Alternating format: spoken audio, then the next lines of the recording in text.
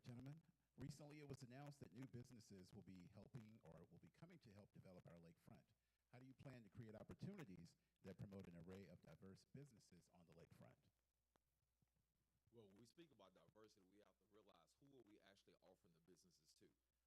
I can say so far from what we've seen, it hasn't been a very diverse situation. So I plan to definitely be an advocate to get those like-minded individuals, not just people of color, but people who are like-minded and want to see District 8 forward. Like when we talk about Port Wonder and we talk about those things like that, why isn't there talk of a Tommy's Fish Market down there? Why isn't there talk of a Full Deuce Cafe and Catering Company down there?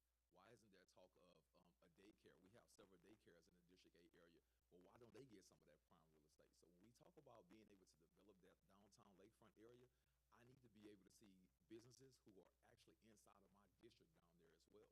Bringing business from South Lake Charles is great, but what about the districts that I get a chance to canvass and frequent every single day? Those are the things we have to be able. There's Biscuits and Jams that's right here on Simmons Street. Why aren't those type of businesses down there?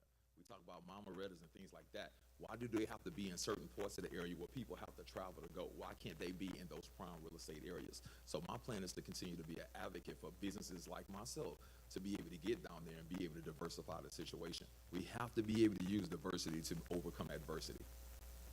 Thank you. Mr. Jones? Again, we must realize that District A, or Upper Lake Charles, is in 4 districts. You have the TIF, Charpentay, Downtown, which is a district in North Lake Charles. All of those are what's in that realm. And then you have the waterfront that goes around there. We need to have restaurants in those locations. Find out franchises that can come to that area. The monies are there. We just have to go there and get them to come to that area. You look at Riverside Park all the way to the downtown. That's all one district. We have more tax money within our area than any other part of Lake Charles. The Charpentay, the Carpenter, the downtown is a district area, and also North Lake Charles. We just need to know to get our individuals educated, go to Seed Center so we can train them to know how to get the monies. All the federal monies that's coming, we can have that, and it can be there. We can see North Lake Charles, Upper Lake Charles, like it used to be when I was growing up. They had businesses on every corner. Actionable feed steps, not ideas. We need plans of action. Here's the catch. We keep hearing that we have this, we have that, we have this. What we do not have is the results in District 8. It is somehow ironic that we have all this funding that's available, but it seems like no one is able to have access to it. So my question is, why haven't we yet educated people on how to get those things? We talk about it, yeah, where is it? Is it some kind of hidden account that we don't have access to? We don't have a debit card to this account. We don't have a checkbook to this account. We cannot draw funds from this account. All we keep hearing about is like the money that we have. It's almost like our grandparents have money that is hidden in a safe somewhere under a mattress, under a bed. The money is available, but where do we access it? As your next city councilman, I have to provide actionable steps of how we get it done. Not just by talking about it, but actually being one of those business owners that be about it. All we have to do is go to City Hall. And a lot of individuals don't want to go there because they're a little intimidated by it. The 5th floor, Community Services, has all the information. Miss Lori Minovich, which is over the downtown area, she has all the information. All we have to do is go there and speak with these individuals, and they'll tell you what to do and how to do it. A lot of times individuals are intimidated about where it is. The money is there. We just have to know, go through the paperwork. That's the key to get the money. All right, we got to move on to our final question. This comes from a District 8 resident. I like to say I'm not from Lake Charles, but I lived here about 7 years. For 4 out of the 7 years I've been in District A. How can you help change the false narrative that District A is not a safe place to live? I will start with Mr. Harvey. It's simple. I get a chance to change that narrative every day. I get an opportunity to go to work and be a principal in District 8. being a principal at Washington Marion Magnet High School, it's all about controlling the narrative, okay?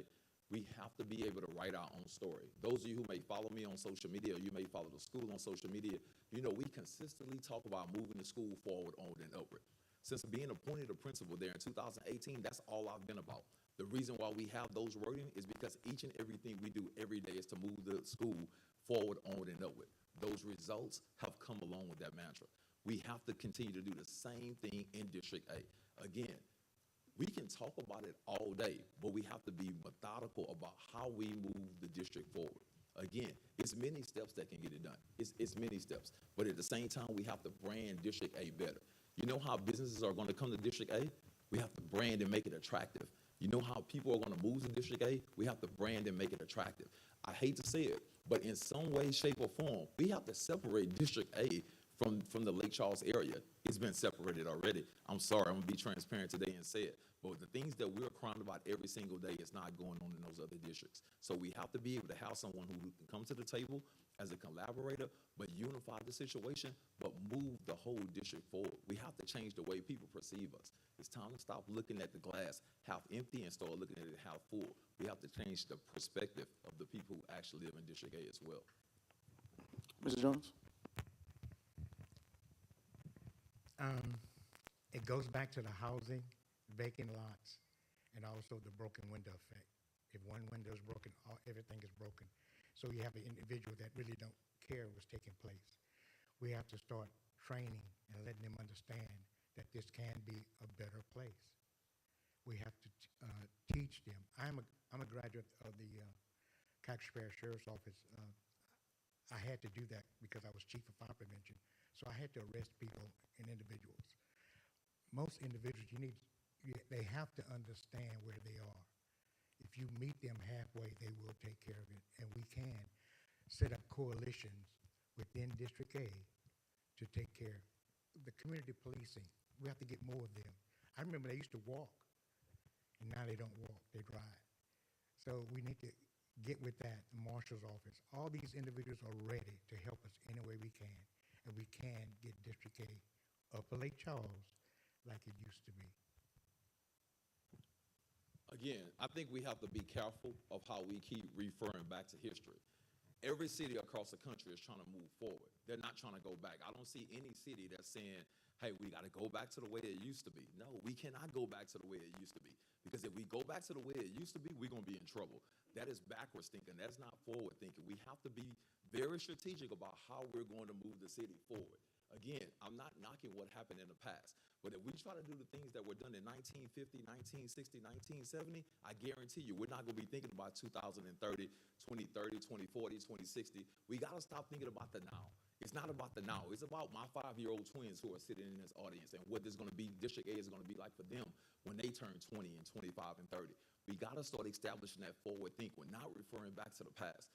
Things that we've done long ago has gotten us to the point where we are. What we have to think about, we constantly comparing and contrasting ourselves to South Lake Charles. That was not an overnight plan.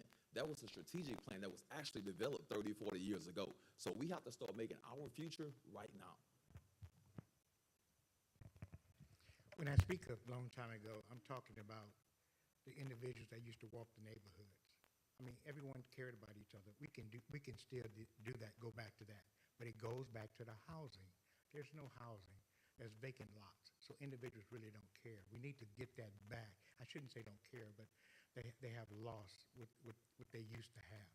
We need to have that back with the housing and jobs. And we can do that with affordable housing, low-income housing within our area. It's there. The money is there. We just need to fill out the paperwork, individuals, and take care of it. We do have one more question tonight from Mr. Daryl King.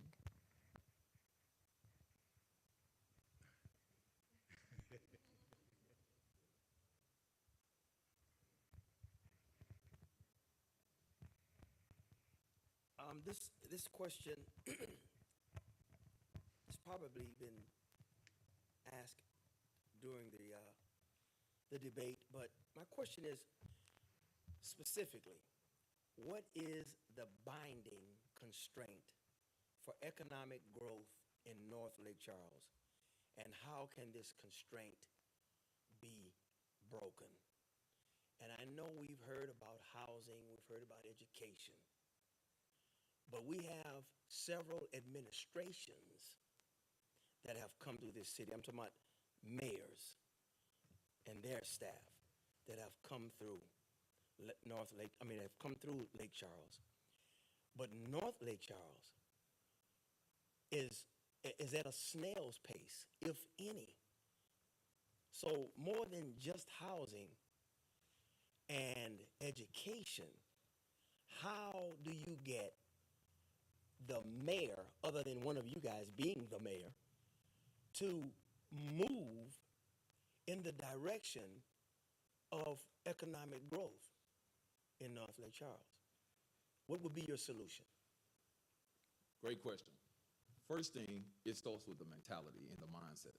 We have to be able to approach this thing. District A has been a doormat for a very long time.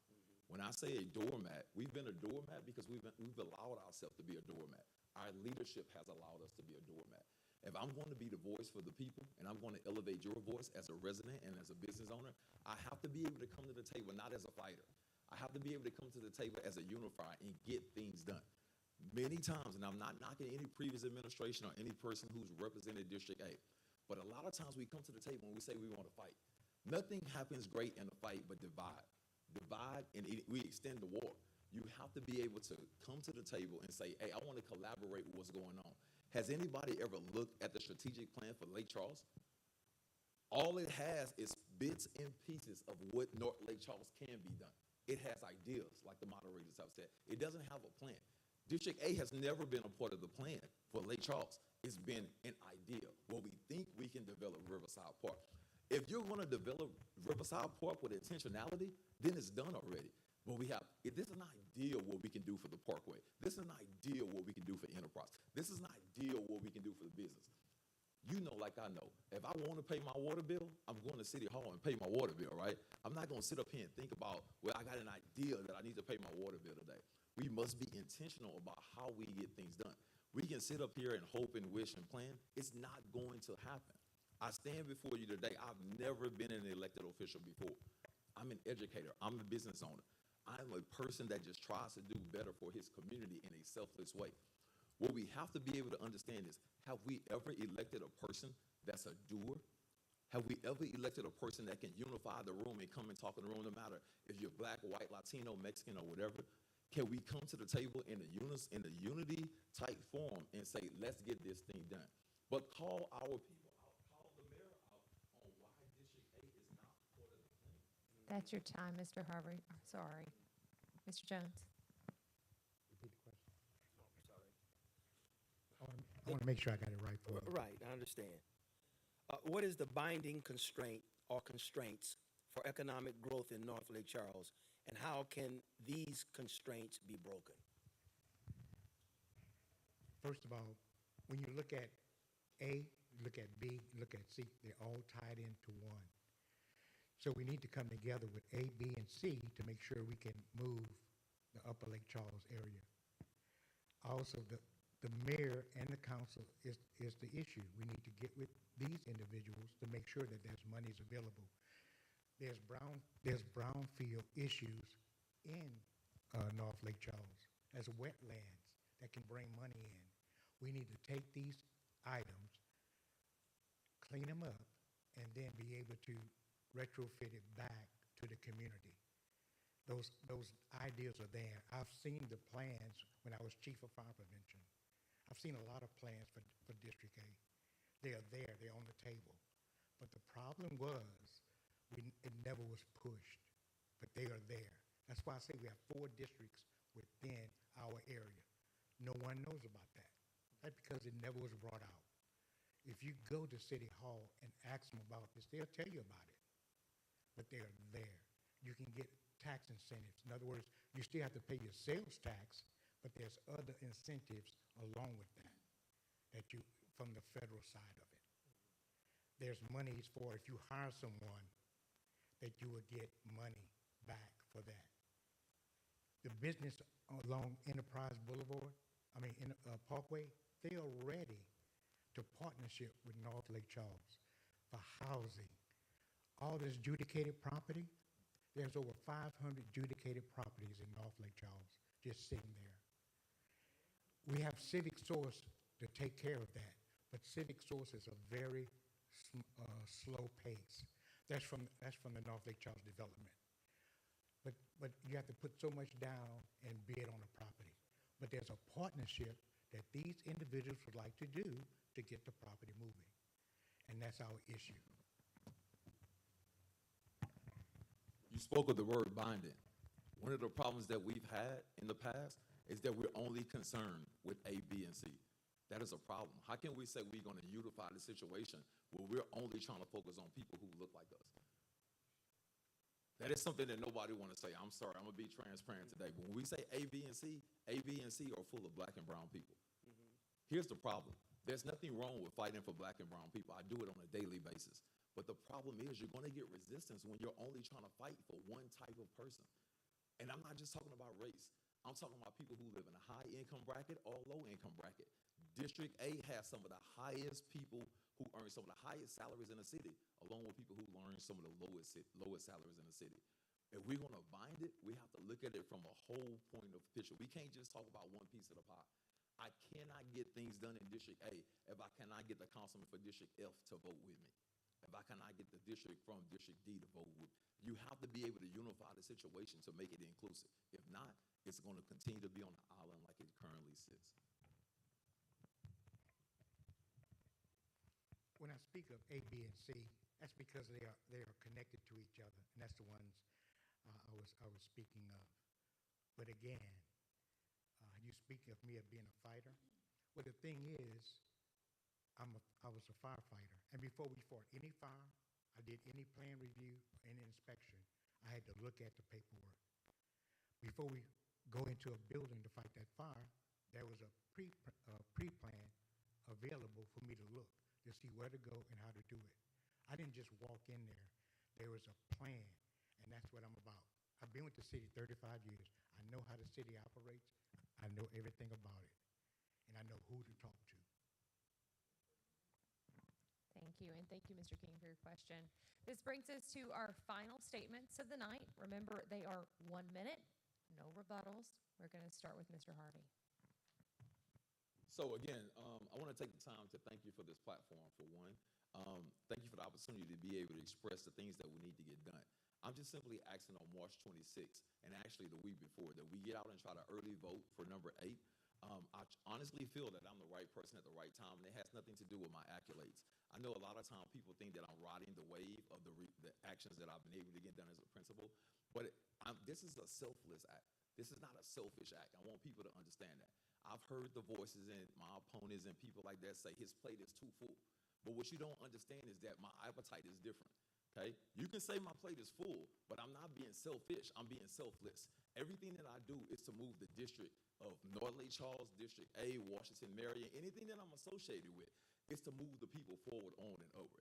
If I wanted to be selfish, I would sit back and just enjoy the ride of being the 2022 Louisiana High School Principal of the Year. I guarantee that accolade can take me to my deathbed. But I'm trying to be selfless. I'm trying to do more for the people and the generations of the future. That's who I'm about. That's what I'm going to do. 1 minute, Mr. Jones. Again, I'm T.A. Jones. I have lived in District 8 all my life. I have seen District 8. I'm also a, how can I say this? I have traveled abroad to help individuals in Honduras. So I know what it is to help individuals. I've always been about helping. That's been my whole goal in life from a young child. Everything is about helping District A. I know District A. I understand District A. I've driven on every street in District A, so I know where everything is. I know where the ditches are. I know the gravity drainage issues because I'm on the gravity drainage board. I know where all the laterals, the pumps are. I know exactly how they work. So I understand everything about this community, and I'm still learning. But I would like to be your next city council member. Vote number 9, wisdom and maturity. All right, Mr. Harvey, Mr. Jones, I want to thank you both. Thank our candidates for being here today. I want to thank our audience, both here in the room and at home. And remember that Election Day is March 26th. We're going to turn things back over to Carrie Chavis for closing remarks. I want to thank everyone for joining us online, as well as the audience here today. As well, we want to thank our moderators for doing such a wonderful job, and our candidates. And remember to vote on March 26th. Thank you.